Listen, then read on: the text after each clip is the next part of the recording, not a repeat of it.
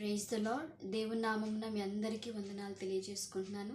ఈరోజు దేవుని యొక్క వాక్యాన్ని పరిశుద్ధ గ్రంథం నుంచి ధ్యానించుకుందాము.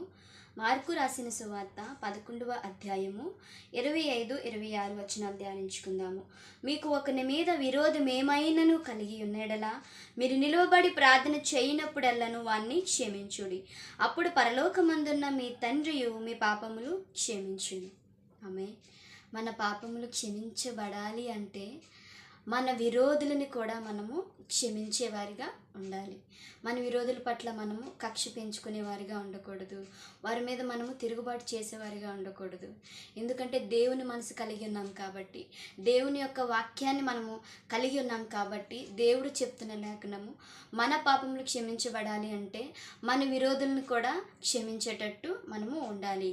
వారి కొరకు ప్రార్థన చేయనప్పుడు వారిని మనము క్షమించే ఆ మనసు, ఆ గుణము మనలో ఉండాలి. ఆమె గాడ్ బ్లెస్.